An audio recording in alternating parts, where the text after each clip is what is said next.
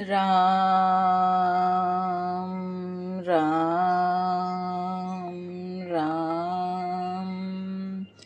संक्षिप्त आनंद रामायण राज्यकांड उत्तरार्ध सर्ग 24। श्री राम का सुमंत्र को जीवन दान। सूर्य तथा श्री राम का संवाद। श्री राम द्वारा प्रजाजनों के लिए धर्मचरण की घोषणा करवाना। राज्य कांड का महात्म्य। श्री रामदास बोले, हे शिष्य विष्णुदास, एक समय की बात है। श्री राम अपनी सभा में विराजमान थे।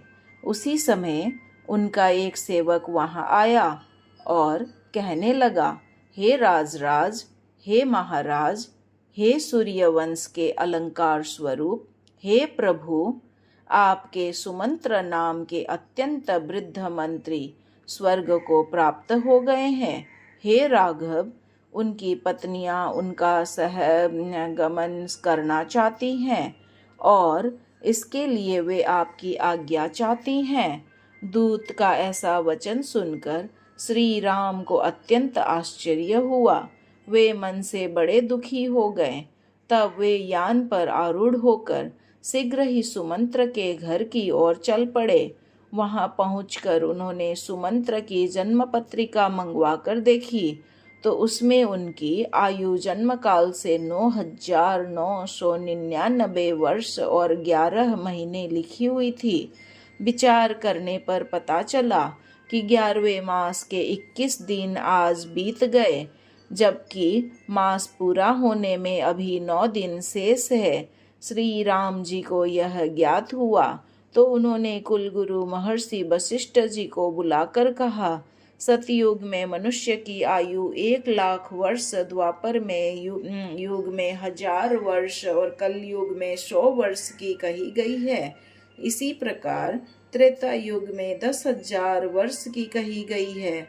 तो फिर मेरे राज्य में मेरी अवहेलना कर यमराज ने इस बात को झूठा किया, अतः वे मुझसे दंड पाने योग्य है। मेरे मंत्री सुमंत्र की आयु अभी 9 दिन शेष है, तो फिर यम उसे कैसे ले गए? अतः आज मैं उन यम को बांध कर यहाँ ले आता हूँ और मंत्री सुमंत्र को जीवित करता हूँ। आज आप मेरे पराक्रम को देखें। गुरु वशिष्ठ जी से इतना कहकर प्रभु श्री राम गरुड़ पर विराजमान हुए और हाथ में धनुष लेकर शीघ्र ही यमराज की नगरी में संयमनी को चल पड़े। मार्ग में उन्होंने देखा कि यमराज के दूत सुमंत्र को पास में बांध कर ले जा रहे हैं। तब प्रभु श्री राम ने यमदूतों को भयभीत कर लिंग शीर वाले सुमंत्र को उनके बंधन से छुड़ा लिया। तब वे श्री राम से कहने लगे, हमने आपका क्या अपराध किया है जो कि आप इस प्रकार से हमें ताड़ित कर रहे हैं? तब राघव श्री राम ने उन यमदूते से कहा, सुमंत्र की अभी 9 दिन की आयु शेष है, फिर इन्हें तुम लोग क्यों ले जा रहे हो? हे यमदूतों, आगे जब 9 दिन पूरे हो जाएंगे तुम लोग तब उन्हें सुखपूर्वक ले जाना, मैं तुम्हें रोकूंगा नहीं। श्री राम के इन वचनों को सुनकर वे यमदूत उनसे कहने लगे, हे राघव, इन सुमंत्र का जन्म बड़ा ही अद्भुत हुआ है, ऐसा पहले किसी का नहीं हुआ। माता के गर्भ से पहले दिन इनका मुख तथा दोनों हाथ बाहर निकले आए। तदंतर 10वें दिन दैवयोग से उदर आदि से लेकर पैर तक नीचे के अंग धीरे धीरे बाहर निकले। हे राम, इनके जन्म के समय विद्वानों ने श्रेष्ठ मंत्रों के द्वारा इनका रक्षण किया था, इसी कारण इनका सुमंत्र यह नाम पड़ा। अतः पूर्व दिन से गणना करने पर, अर्थात जब इनके हाथ तथा मुख आदि गर्भ से बाहर निकल आए, तब इनकी निर्धारित आयु के वर्ष पूर्ण हो दिन अभी बाकी है। के वर्ष पूर्ण हो जाते हैं, किंतु आप जो कहते हो कि इनकी आयु के 9 दिन अभी बाकी है, ये गणना संदिग्ध है। इसमें हम लोगों का कोई अपराध नहीं है। अतः हे राम, आप व्यर्थ ही इन्हें ले जाना चाहते हैं और व्यर्थ ही आपने हमें दंड दिया है। यमदूतों का इस प्रकार का वचन सुनकर श्री राम उनसे बोले, हे यमदूतों, इनका जो पूर्ण रूप से अंतिम जन्म हुआ है, अर्थात जब ये समस्त अंगों सहित पूर्णता को प्राप्त कर माता के गर्भ से बाहर निकल आए थे, वह अंतिम दिन ही जन्म का पहला दिन गिना जाएगा। जातक का वही उत्साह दिवस माना जाएगा। उसी दिन को पिता एवं देवज्ञों ने जन्म पत्रिका में इनका जन्मदिन लिखा है। अतः इनकी आयु के अभी 9 दिन शेष है, यह सत्य बात है। अतः तुम लोग वापस लौट जाओ और 10वें दिन आकर मेरे पास से ले जाना, मैं तब रोकूंगा नहीं। श्री राम जी के इस प्रकार के वचनों को सुनकर आंखों में आंसू भरे हुए वे यमदूत धीरे धीरे वापस अपने स्वामी यमराज के पास लौट गए। श्री राम भी वहां से अपनी नगरी अयोध्या की ओर लौट पड़े। मार्ग में स्थान स्थान पर स्त्रियों ने उनकी आरती उतारी। तदंतर उन्होंने मंत्री के भवन में प्रवेश किया। वहां उन्होंने सुमंत्र के साथ सभी अत्यंत प्रसन्न मुद्राओं में देखा। श्री राम का दर्शन कर सुमंत्र ने उन्हें प्रणाम किया और भली भांति उनकी पूजा की। तदंतर श्री राम भी अपने भवन में चले आए। सभी लोग भी प्रसन्न हो गए। श्री राम की आज्ञा के अनुसार सुमंत्र अपनी आयु 9 दिन शेष जानकर अत्यंत श्रद्धा भक्ति पूर्वक प्रतिदिन दान पुण्य आदि सत्कर्मानुष्ठानों को करने लगे। इधर यमदूत रोते हुए अपने स्वामी यम के पास पहुंचे और अपनी पगड़ी आदि जमीन पर पटकते हुए उनसे कहने लगे, हे यमराज, आप कैसे शासक हैं? आपके आज्ञाकारी हम सेवकों की यह दशा देखकर आपको लज्जा नहीं आती? श्री राम ने हमको ताड़ित किया और मार्ग में ही सुमंत्र को हमसे छुड़ा लिया, क्योंकि उसकी आयु अभी 9 दिन बाकी थे। हे स्वामिन, आज ही हम लोग जल में डूबकर अपना देह त्याग देंगे। अब हम लोग जीवित नहीं रहेंगे। दूतों की ऐसी बात सुनकर यमराज क्रोध के मारे जलने लगे और दूतों से बोले, मैं आज ही राम को दृढ़ बंधन में बांध लेता हूँ।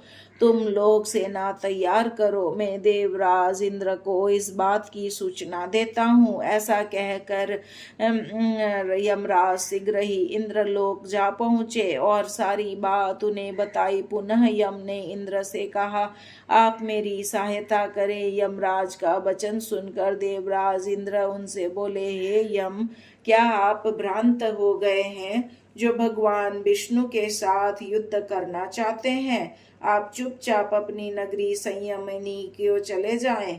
आप श्री राम का क्या कर लेंगे? उनके भय से भयभीत होकर मैं पूर्व समय में पराजित तथा कल्प वृक्ष नामक दोनों देव वृक्षों को उन्हें दे आया था। देवराज इंद्र का ऐसा वचन सुनकर यमराज वहिलोक में अग्निदेव के पास गए। अग्निदेव ने भी वही बात कही जो इंद्र ने कही थी। इसी प्रकार निवृत्ति, वरुण, कुबेर, ईशान, सूर्य, चंद्र, बुध, बृहस्पति, शुक्र, शनिश्चर, राहु, केतु, भूमिपुत्र, मंगल, ध्रुव आदि के लोक में भी यमराज गए और सभी से सहायता करने की प्रार्थना की। सभी ने उन्हें इंद्र के समान ही उत्तर देते हुए कहा, हे यम, निश्चित ही आप भ्रांत हो गए हैं। तदंतर यमराज ब्रह्मा जी के पास गए, पाताल में रहने वाले राजाओं के पास गए और 7 द्वीपों के बड़े बड़े राजाओं के पास गए और उन सब से सहायता करने की प्रार्थना की, किंतु वे सभी बोले, श्री राम के समक्ष हम आपकी कोई सहायता नहीं कर सकते हैं। तब यमराज अत्यंत क्रुद्ध हो उठे। वे अकेले ही अपनी सेना लेकर अपने बहुत बड़े महिष पर आरूढ़ होकर श्री राम से युद्ध करने के लिए अयोध्या की ओर चल पड़े। उनके साथ में उनके गण भी पीछे पीछे गए। वहां पहुंचकर यम की सेना सेना ने अयोध्या को चारों ओर से घेर लिया। उस अयोध्या में 9 बड़े बड़े फाटक थे, 9 बड़े बड़े प्रकार थे।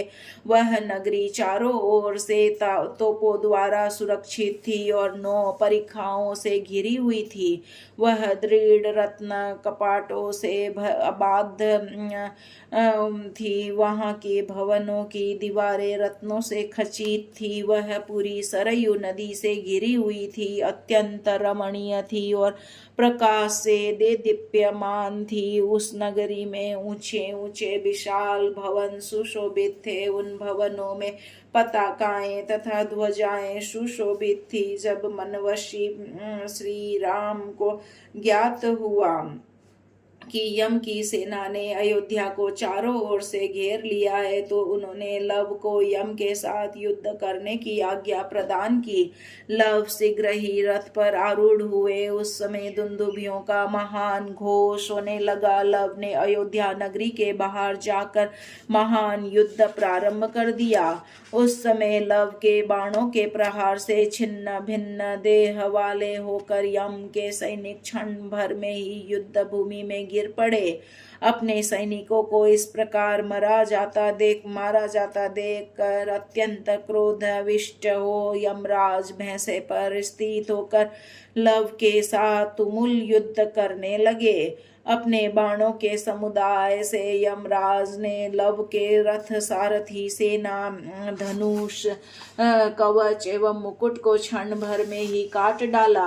यह देखकर लव अत्यंत क्रुद्ध हो उठे और पुनः अपनी सेना को साथ लेकर यम के सामने आ डटे और यम के साथ घनघोर युद्ध करने लगे। उस समय देवता विमानों में चढ़कर युद्ध के उस महान कौतुक को देखने लगे। तदंतर लव ने अपने बाणों से यम के महान वाहन महिष को मूर्छित कर दिया,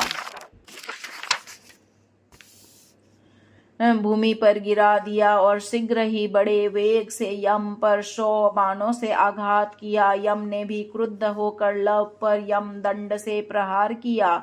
उस यम दंड को आता देखकर लव ने ब्रह्मास्त्र का संधान किया। ब्रह्मास्त्र को आता देखकर यम दंड विफल होकर वापस लौट गया। तब यमराज अत्यंत व्याकुल होकर वहां से भाग चले, किंतु कालग्नि के समान प्रभाव वाला वह ब्रह्मास्त्र उनके पीछे पीछे चला। वह यह देखकर सूर्य भगवान अपनी एक दूसरी मूर्ति प्रकट कर रथ पर आरूढ़ हो शीघ्र ही लव के पास आए और लव से प्रार्थना करने लगे और अरे बालक लव, तुम अस्त्र विद्या के जानकारों में सर्वश्रेष्ठ हो। अपने द्वारा छोड़े गए इस ब्रह्मास्त्र को वापस लौटा लो और यम की रक्षा करो। अरे लव, तुम मेरे वंश सूर्य वंश में उत्पन्न हुए हो और यह यम मेरा पुत्र है। क्या तुम अपने पूर्वज यम को आज मार डालने की इच्छा रखते हो? यदि एक पुत्र मूर्ख हो गया तो क्या सभी पुत्र मूर्ख थोड़े ही हो जाते हैं? युद्ध से पलायन करने वाले शत्रु की वीर पुरुष सदा रक्षा ही करते हैं। इस प्रकार के विविध वचनों के द्वारा सूर्य देव ने जब लव से प्रार्थना की तो लव ने भी छोड़े गए उस ब्रह्मास्त्र को वापस लौटा लिया। तदंतर लव को आगे आगे करके यम के साथ सूर्यदेव रघुनाथ श्री राम की पुरी में अनेक उनके दर्शन के लिए बड़ी ही प्रसन्नता पूर्वक चल पड़े। उस समय आकाश में देवताओं के वाद्य बजने लगे। लव के ऊपर देवताओं के द्वारा पुष्पों की वर्षा होने लगी। अप्सराएं नृत्य करने लगी। अयोध्यापुरी की नारियां मार्ग में स्थान स्थान पर लव के ऊपर फूलों की वर्षा करने लगी। वे गोपुरों और अटारियों का ऊपर चढ़ाकर बार बार उनको वे देखने लगी। अयोध्या नगरी में विविध वाद्य बजने लगे। नर्तकियां नृत्य प्रस्तुत करने लगी। मागधजन स्तुति करने लगे और गंधर्व तथा किन्नर गीत गाने लगे। इस प्रकार के नानाविध महोत्सव के साथ मार्ग में स्त्रियों द्वारा आरती उतारे जाते हुए बालक लव विजयी होकर श्री राम के पास आए और श्री राम को उन्होंने प्रणाम किया। सूर्यदेव को आया हुआ देखकर रघुत्तम श्री राम शीघ्रता से अपने आसन से उठ खड़े हुए। उन्होंने सूर्यदेव को प्रणाम किया और उनका हाथ पकड़कर राजसभा में प्रवेश किया। अपने पूर्वज सूर्यदेव को उन्होंने सिंहासन पर विराजमान कराया और गंध पुष्प आदि षोडश उपचारों से उनकी भली भांति पूजा की। सभा के आगे स्थित होकर श्री राम ने सूर्यदेव से कहा, आप हमारे पूर्वज हैं। पुत्र लव ने आज जो आपका अपराध किया है उसे आप क्षमा करें। श्री राम के इन वचनों को सुनकर सूर्य बोले, हे रघुत्तम, आपके ही नाभि कमल से ब्रह्मा जी का प्रादुर्भाव हुआ है और मारीची आदि के ये सभी ब्रह्मा जी के पुत्र है। मारीची के पुत्र हुए महर्षि कश्यप और उन्हीं कश्यप ऋषि से मेरी उत्पत्ति हुई है। मेरे पुत्र यम द्वारा जो आपका अपराध हुआ है उसे आप क्षमा करें। इस प्रकार से श्री राम की अभ्यर्थना करने के अनंतर सूर्यदेव अपने आसन पर स्थित हो गए। यम ने रघुनाथ की वंदना की। उसी समय सभी देवता भी वहां उपस्थित हुए और सब ने रघुत्तम श्री राम को प्रणाम किया। श्री राम ने भी अत्यंत आदर पूर्वक सभी देवताओं का पूजन किया। तदंतर श्री राम की आज्ञा से देवराज इंद्र ने अमृत की वर्षा करके संग्राम में मृत हुए सभी वीरों को उनके वाहनों सहित जीवित कर शीघ्र ही खड़ा कर दिया। इसके पश्चात श्री राम ने यमराज से कहा, जब तक पृथ्वी पर शासन करूं तब तक आप उन्हीं मनुष्यों को अपने लोक में ले जाएं जिनकी आयु पूर्ण हो गई हो। मेरे शासन काल में किसी की अकाल मृत्यु नहीं होने पाए। श्री राम जी के वचन सुनकर यम बोले, तथास्तु, ऐसा ही होगा। तदंतर शुभ 10वां दिन आने पर सुमंत्र स्नान आदि कराए जाने के पश्चात श्री राम के समक्ष गए, उन्हें प्रणाम किया और फिर उन्हीं के समक्ष उन्होंने अपनी स्त्रियों सहित प्राणों का परित्याग कर दिया। तदंतर दिव्य देह धारण की हुई अपनी स्त्रियों के साथ स्वयं भी दिव्य देहधारी सुमंत्र की सभी ने पूजा की। फिर वे विमान पर आरूढ़ हुए। श्री राम के समक्ष मृत्यु होने से सभी देवताओं के साथ वे भी दिव्य लोक को गए। इसके पश्चात सूर्यदेव भी श्री राम से मिलकर यम को साथ लेकर के अपने स्थान को चले गए। सुमंत्र अपनी स्त्रियों के साथ वैकुंठ लोक को प्राप्त हुए। श्री राम ने सुमंत्र के पुत्र सुमंतु के द्वारा यथाशास्त्र सभी औधर्य व दैहिक क्रियाएं संपन्न कराई और फिर उनके पुत्र सुमंतु को पिता के पद पर प्रतिष्ठित कर दिया। इसके पश्चात श्री राम ने समस्त पृथ्वी में बार बार इस प्रकार की घोषणा करने की आज्ञा प्रदान की। लक्ष्मण ने भी जो आज्ञा कहकर दूतों को दुंदुभी बजवाने का आदेश दिया। वे दूत हाथी पर सवार होकर सातों द्वीपांतरों में घूम घूम कर दुंदुभी के घोष के साथ लोगों को श्री राम की इस आज्ञा को सुनाने लगे। मेरे राज्य में यदि कोई बिना आयु पूरी किए मृत हो जाता है तो उसे मेरे पास ले आए। प्रत्येक ग्राम में, प्रत्येक घर में पृथक पृथक पुराण आदि सदग्रंथों का वाचन करने वाले पुराणाचार्यों को प्रतिष्ठित कराए। किसी भी व्यक्ति को नित्य तथा नैमित्तिक कर्मों का कभी भी परित्याग नहीं करना चाहिए। कोई भी व्यक्ति तपोनिष्ठ ब्राह्मणों का अपमान न करे।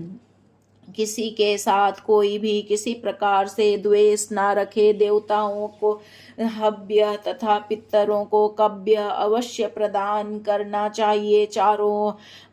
चोरों को दंड दे। पृथ्वी में जो दुराचार में परायण हो उन पर शासन किया जाए। माता पिता की सदा ही सभी वंदना किया करें।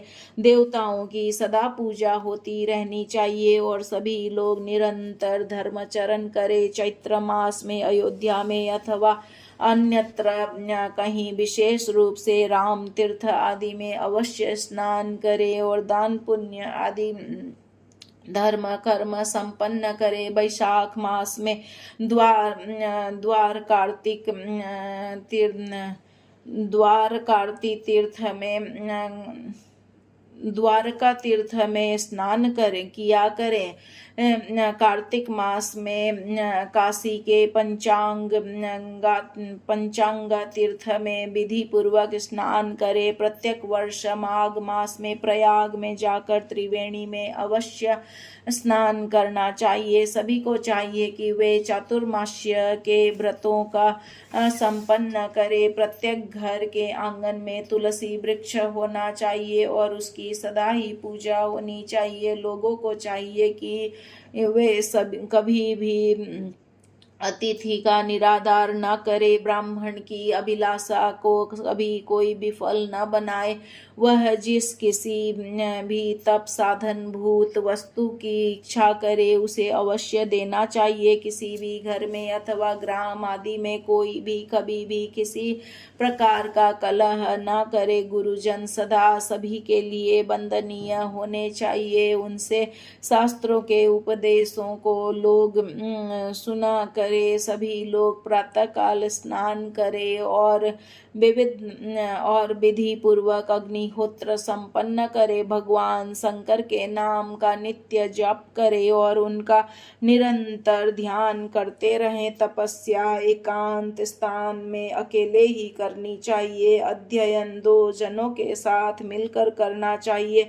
गायन आदि का कृत्य 3 लोग के साथ करें। कहीं मार्ग आदि में यात्रा भ्रमण आदि करना हो तो 4 लोगों के साथ में रहे। पर स्त्री में सदा ही आसक्ति का परित्याग करना चाहिए। दूसरे की स्त्री को देखे तक नहीं। व्यक्तियों को चाहिए कि वे कभी भी दूसरे के धन को पाने की इच्छा ना करे। पुण्य पर्वतोत्सव पर घर में स्नान ना करे, किसी तीर्थ में जाकर करें। देवज्ञों एवं वाद्यों से कभी द्वेष ना करे, बल्कि नगर में उनके भरण पोषण की व्यवस्था होनी चाहिए। वैश्यागमन न करे और न ही दासी पर प्रेम रखे। मनुष्यों को चाहिए कि वे अपने स्नान संध्या वंदन आदि नित्य कर्मों को नियत समय पर संपन्न किया करे। गुरुजनों की अवमानना न करे, पर निंदा न करे। वन उपवन में तालाबों का निर्माण करवाएं। मार्ग में वृक्षों को लगाएं। स्थान पर धर्मशालाएं बनानी चाहिए। स्त्रियों को नग्न अवस्था में ना देखे। नगर ग्राम तथा वन उपवन आदि स्थानों पर अन्न सत्र लगवाने चाहिए। वन में निवास करने वाले वहां मार्ग में चलने वालों की रक्षा करते रहें। रात्रि के समय वन आदि मार्गों में चलने वालों को हिंसक जीव जंतुओं से भय न लगे, ऐसी व्यवस्था होनी चाहिए। राज्य का कर केवल वणिक जनों से ही लेना चाहिए, अन्य किसी से नहीं। पाँव में जूता पहनकर तीर्थ देव स्थान गुरु गौशाला तुलसी वृंदावन तथा हवनशाला आदि में न जाएं। मनुष्यों को चाहिए कि वे सदा वेद आदि शास्त्रों का स्वाध्याय परायण आदि निष्काम भाव से किया करे। सन्यासियों की वंदना करनी चाहिए और घर घर उन्हें भोजन कराना चाहिए। सन्यासियों को कमंडलू, कौपिन, वस्त्र, खड़ाऊ और बांस का दंड देते रहना चाहिए। अपने मधुर वाक्यों द्वारा उन्हें सदा प्रसन्न रखना चाहिए। अपनी स्त्री को कोई कष्ट ना पहुंचाए। दिन में सोना नहीं चाहिए। एकादशी को भोजन नहीं करना चाहिए। कृष्ण पक्ष की चतुर्दशी तिथि को उपवास रखें और रात्रि में शिवार्चन करें। कृष्ण पक्ष की शुभ अष्टमी तिथि को विधि पूर्वक सदा उपवास रखें और उस दिन अनेक प्रकार के महोत्सवों को मनाएं। उस दिन देवालयों में भक्ति पूर्वक विविध प्रकार के पकवानों के नैवेद्य देवताओं को अर्पित करें। लोग समय समय पर यथाशक्ति गोदन, अश्वादन तथा हस्तिदान आदि करते रहे। ब्राह्मणों को आदर पूर्वक गृह दान करना चाहिए। घर घर में सदा गौओं और ब्राह्मणों की पूजा होती रहनी चाहिए। वसंत ऋतु में चंदन, छत्र, पंखा, पाणक, जल कुंभ, दधीक, तक्र तथा जंबीर आदि का दान ब्राह्मणों को देना चाहिए और पांव धोने के लिए जल प्रदान करना चाहिए। कार्तिक मास आने पर दीप दान करना चाहिए। रात्रि में जागरण, हरि कीर्तन करे, तुलसी की सेवा करे और आंवले के वृक्ष की छाया में भोजन करनी चाहिए। भगवान विष्णु की प्रतिमा के समक्ष निरंतर गीत, नृत्य, संकीर्तन आदि होते रहना चाहिए। कार्तिक मास की पूर्णिमा को त्रिपुरारी भगवान शिव के समक्ष घृत से सिक्त बत्तियों से महानिराजन संपन्न करे। माघ मास आने पर चित्र विचित्र सुंदर सुंदर कंबलों तथा काष्ठों को प्रदान करना चाहिए। चैत्र मास में तांबूल तथा कदली के फलों का दान करना चाहिए। साथ ही फूट, ककड़ी, चंदन, दधी तथा तक्र का दान करें। वैशाख मास में दर्पण, कस्तूरी, जाति फल, इलायची तथा कर्पूर का दान करें। पैर से ज्येष्ठ का स्पर्श ना करे। एक पैर से दूसरे पैर को ना रगड़े। दोनों हाथों से सिर न खुजलाएं। तपोनिरत ब्राह्मण के अतिरिक्त अन्य सभी लोग राजा को कर देते रहे। राजा के द्वारा प्राप्त दंड की लोगों को अवहेलना नहीं करनी चाहिए। अपने श्वशुर आदि का सम्मान करे, उनका सदैव पालन पोषण करता रहे। अपने मित्रों संबंधियों को सदा संतुष्ट रखे। मित्र के ऊपर कोप नहीं करना चाहिए। शत्रुओं का कभी भी विश्वास ना करे। दान आदि पुण्य कर्मों में कभी भी धन की कृपणता को न करे। द्युत आदि न खेले, क्योंकि द्युत क्रीड़ा दरिद्रता को देने वाली है। श्रेष्ठ लोगों को चाहिए कि वे कभी मद्यपान आदि वार्ता तक न करे। सदा तीर्थों की यात्रा करता रहे। कृच्छ, चंद्रायन आदि प्रायश्चित व्रतों को करे। नित्य लिंगार्चन करना चाहिए। श्रावण मास में श्रद्धा भक्ति पूर्वक कोटि लिंगार्चन करे। अन्य समयों में भी करे। लघु रुद्र, महारुद्र एवं अति रुद्र नामक महायोगों को संपन्न करे। पुराण आदि सद्ग्रंथों का निरंतर दान करता रहे। देव मंदिरों तथा अपने घर में भी सदैव भगवान नाम संकीर्तन होता रहे। साधु महात्माओं का पूजन करे। भगवान सूर्य को सदैव नमस्कार करना चाहिए। प्रत्येक ग्राम में वायुपुत्र श्री हनुमान जी की प्रतिमा स्थापित होनी चाहिए तथा तेल मिश्रित सिंदूर से उनका अनुलेपन पूजन आदि होते रहना चाहिए। चतुर्थी तिथि को गणेश जी का पूजन करना चाहिए। उन्हें नैवेद्य मोदक अर्पण करने से चाहिए। 5 प्रकार का भोग, सिंदूर, दुर्वा आदि से सदा उनकी पूजा होती रहनी चाहिए। प्रतिदिन अध्यात्म ज्ञान आदि की चर्चा होनी चाहिए। अनेक प्रकार के स्तोत्र का पाठ होना चाहिए। श्रीमद् भगवद गीता का पाठ परायण होता रहे और वेदों का अध्ययन अध्यापन भी संपन्न करे। वैदिक शांति सूक्त एवं अन्य पुण्य सूक्तों का पाठ होना चाहिए। पुण्यवाह वचन, पुरुष सूक्त और श्री सूक्त आदि का पाठ करे। धार्मिक कार्यों में बुद्धि को लगाना चाहिए। धर्मचरण का स्वयं संचय करते रहना चाहिए। दुष्ट बुद्धि परिहार करे और पापों का प्रायश्चित करे। आयु नित्य चंचल है, आयु नित्य चंचल है, काल अत्यंत क्रूर है और नारकीय यातना अत्यंत दारुण होती है। इन बातों को सदा मन में स्मरण करता रहे। मेरे पिता की मृत्यु हो गई, माता भी चल बसी, प्रपितामह चले गए और पितामह भी चले गए। अब जाने की बारी हमारी है। जिस प्रकार बाल्य अवस्था चली गई, युवा अवस्था जैसे चली गई, उसी तरह यह वृद्धा अवस्था भी चली जाएगी, अर्थात मृत्यु हो जाएगी। यह सोचकर यमराज के कठोर शासन का नित्य स्मरण करता रहे। दांत टूट गए, नेत्रों की ज्योति चली गई, त्वचा शिथिल पड़ गई, सिर के संग सारे काले बाल सफेद हो गए। अब तो यह समझें कि मृत्यु सामने आकर खड़ी है। अतः दान आदि पुण्य कार्यों को संपन्न करने में तनिक भी विलंब ना करे। जितना शीघ्र हो सब कर डालें। अपने मन बुद्धि चित्त आदि को अत्यंत पवित्र बना डाले। धन को धान की भूसी के समान निस्सार समझकर उसका दान आदि कार्यों में सदुपयोग करे। किंचित भी कृपणता न रखे, उसकी रक्षा का प्रयत्न न करे। श्री राम के दूतों ने सातों द्वीपों में निवास करने वाले लोगों को इस प्रकार की श्री राम आज्ञा को दुंदुभियों के उच्च घोष के साथ सुनाया और फिर वे सभी जगह जगह से घूमकर अयोध्या में लौट आए तथा उन्होंने वह सारा वृत्तांत श्री राम को निवेदित कर दिया और कहा कि हे प्रभु, आपकी आज्ञा को हमने सातों द्वीपों में सर्वत्र दुंदुभि के घोष के साथ सभी लोगों को बार बार सुना दिया है। दूतों का वह वचन सुनकर श्री राम को बड़ी प्रसन्नता हुई।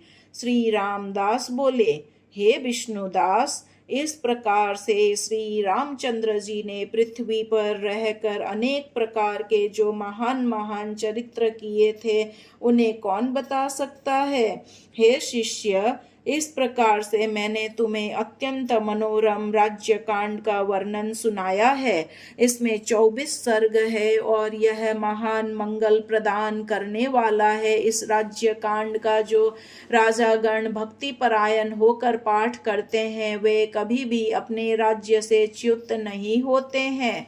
यह राज्य कांड महान पुण्यदायी और महान मंगल को प्रदान करने वाला है। जगत में जो मनुष्य इसे सुनता है, वे अत्यंत मंगल को प्राप्त करते हैं। प्रतिदिन एक एक सर्ग बढ़ाता हुआ और पूरा होने पर एक एक सर्ग घटाता हुआ 47 दिनों में इस संपूर्ण राज्य कांड को जो अनुष्ठान करता है, वह सभी प्रकार की सिद्धियों को प्राप्त करता है। जो मनुष्य इस राज्य कांड का पाठ करते हैं, यदि वे अपने राज्याधिकार से च्युत हो गए हैं तो पुनः उन्हें अधिपति पद प्राप्त हो जाता है और फिर वे कभी उससे च्युत नहीं होते। राज्य कांड के पाठ से संग्राम और वाद प्रतिवाद में विजय प्राप्त होती है। इसके श्रवण पाठ आदि से शत्रु शीघ्र ही वश में हो जाते हैं।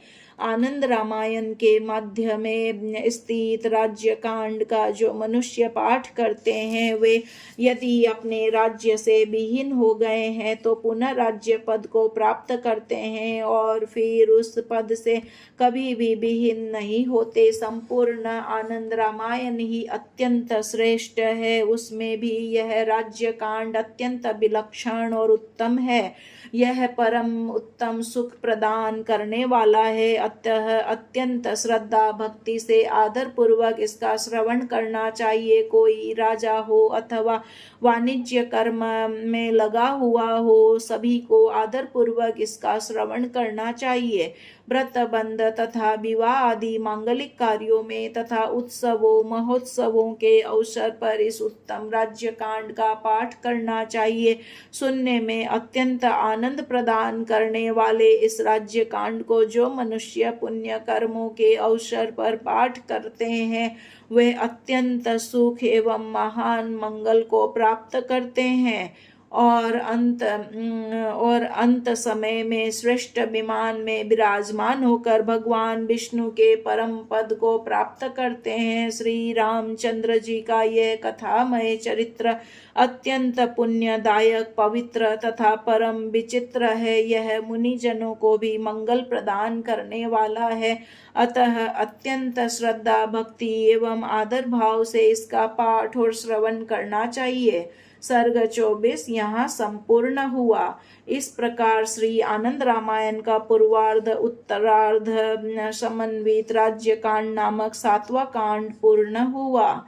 श्रीमन्नारायण नारायण नारायण, भजमन हरि नारायण नारायण नारायण, बोलो हरि नारायण नारायण नारायण।